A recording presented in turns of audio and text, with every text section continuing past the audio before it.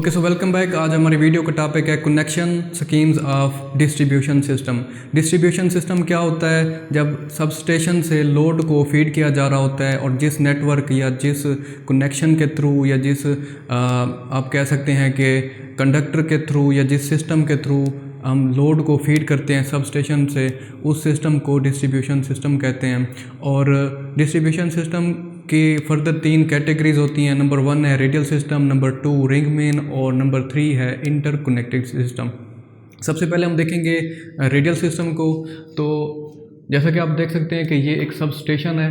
Sub station से यहाँ से ये एक लाइन जा रही है जिसको हम फीडर कहते हैं। ठीक है, फीडर क्या होता है? जो कि सब स्टेशन को कनेक्ट कर रहा होता है उस एरिया के साथ जिस एरिया को हम फीड करना चाह रहे हैं, या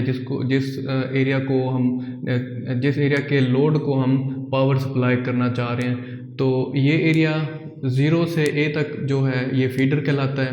और फीडर जो होता है ये 11 kV होता है। यहाँ से 11 kV सप्लाई जा रही होती है। 11 kV सप्लाई को फर्दर फिर स्टेप डाउन किया जाता है 11 kV से 220 या 400 वोल्ट के अंदर।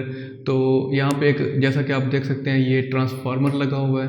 ये स्टेप डाउन ट्रांसफार्मर है। ये 11 kV को 220 या 400 वोल्ट के अंदर स्टेप डाउन करेगा।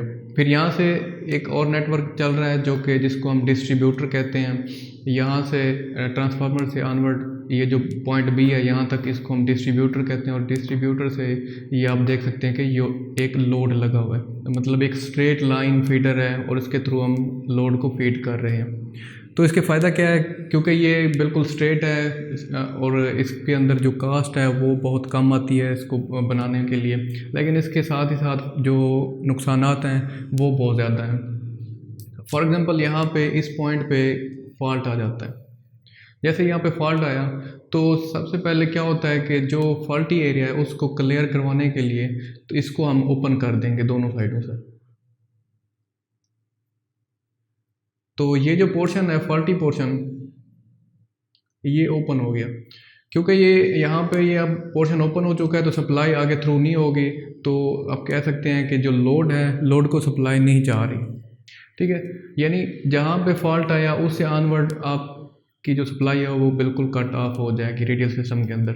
अगर फॉल्ट यहाँ पे आ जाता है तो यहाँ से हम दोनों साइडों से इसको जैसे ही ओपन करेंगे तो सप्लाई, क्योंकि यहाँ से आगे नहीं जा सकती, तो ये पूरा पोर्शन, यहाँ से पूरा पोर्शन जो है वो डिस्कनेक्ट हो जाएगा। यानी रेडियल सिस्टम की सबसे बड़ा जो फॉल्ट है या इसकी जो ड्रॉबैक है वो यही है कि जहाँ पे भी फॉल्ट आता है उससे ऑनवर्ड जो जितना भी पोर्शन होता है उसको सप्लाई जाना बंद हो जाती है। ठीक है, तो ये तो हो गया रेडियल सिस्टम। रेडियल सिस्टम के बाद जो सिस्टम हमारे पास है वो है ring main system. Ring main system advance है।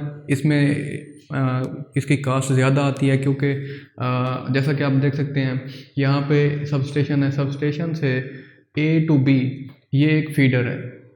A to B फीडर है। B to C जो है ये एक फीडर हो गया।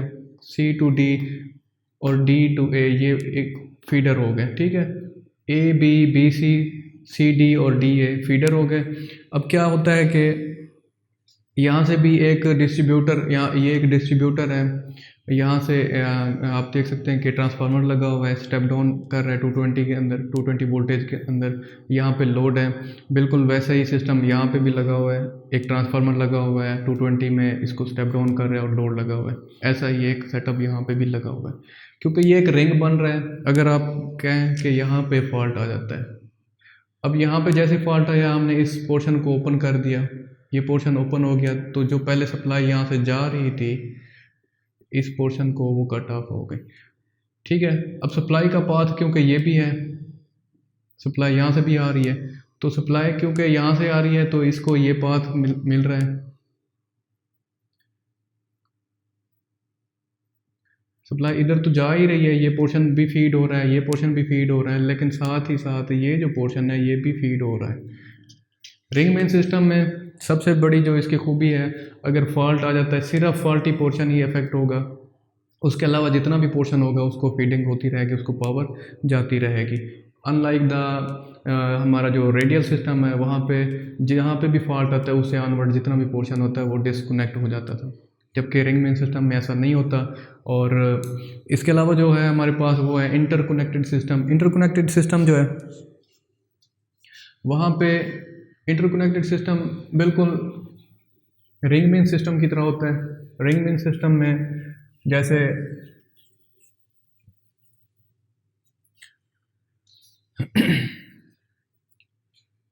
इंटरकनेक्टेड सिस्टम जो है ये बिल्कुल रिंग मेन सिस्टम की तरह होता है, यानी कि यहाँ पे भी सेम वही जैसे रिंग बना होता है, A B, B C C D और डी ए, पूरा एक रिंग बना हुआ है।